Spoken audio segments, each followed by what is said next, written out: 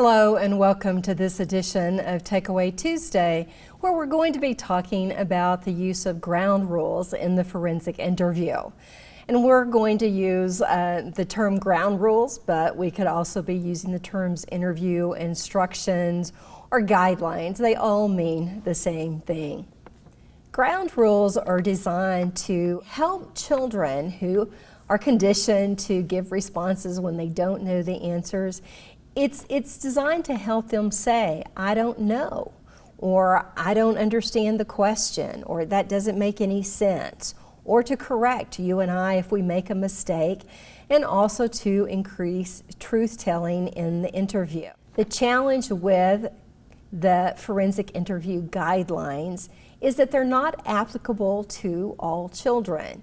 In fact, some of the research it differs dependent on the child's age, their development, their cognitive abilities, and also their metacognitive abilities. How well can they think about their own thinking and the mental processes involved? So that means for some children who might be younger, the iddies, as we say here at the NCAC, so those are the preschoolers, they may struggle more with some of the guidelines, while some of the children that are older may actually do better on the guidelines. There was some research, and there is a large body of research on the utilization of the guidelines in the forensic interview. You'll see some of that attached in the references to the info print with this particular video, and I encourage you all to look at those references. But the literature looks at the utilization of specific interviews, not interviews as a whole body, but specific interviews and how they relate to different ages of children. And dependent on the child's age, let's say a 4-year-old might be able to, generally the majority of those 4-year-olds maybe do really well with a particular guideline, but with another guideline they may not do near as well. So it's important to recognize that if you utilize the guidelines, that you have to understand that dependent on age, children may get some guidelines and not others. They may get this guideline and not another. And so that is another reason not only do we administer the guidelines, but that we allow children time to practice the guidelines. So it's not just, hey, I'm reading off this list of guidelines, I hope that you incorporate those into the forensic interview. It's giving one guideline, allowing an opportunity for practice, and if the child should miss and they get the wrong answer, they give the wrong response, that we give them another opportunity for practice so that we can correct that first mistake, and hopefully with a secondary practice that they'll be able then to incorporate that. So when we think about guidelines, it's important to understand that not only do the children have to understand what we're giving, but they have to be able to utilize those guidelines then during the substantive phase of the forensic interview. In the 2020 study that was previously mentioned, the researchers looked at 241 transcripts of actual forensic interviews of children ages 4 to 12.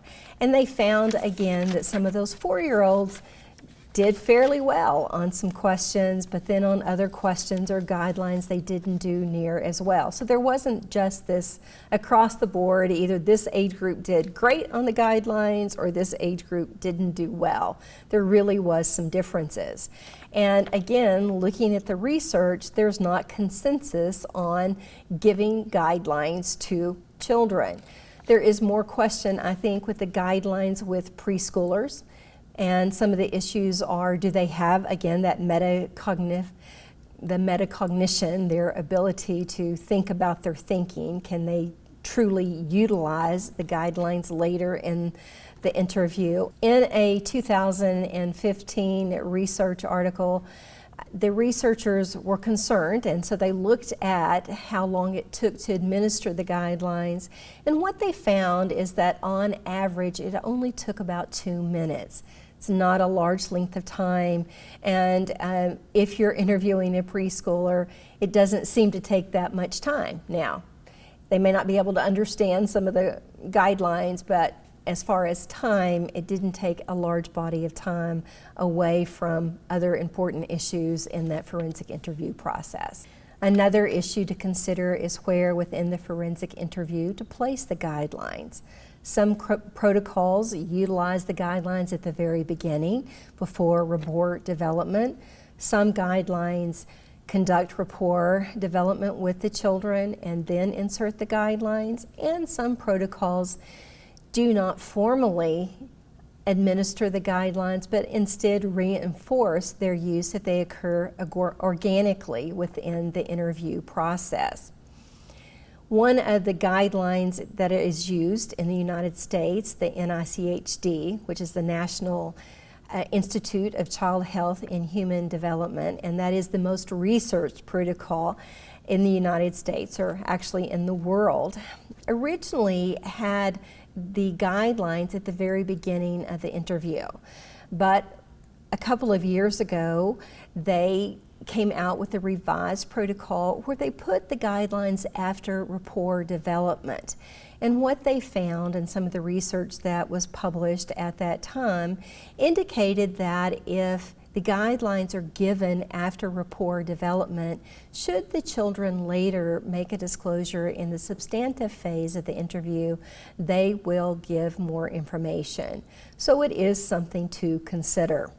While the literature has not reached consensus on where within the protocol to place the guidelines, there is increasing consensus reached on the benefits of practicing the guidelines within the interview and also reinforcing those guidelines as children utilize them. It's important to remember that dependent on a child's age and cognitive abilities, they may do well with one guideline, but not with others.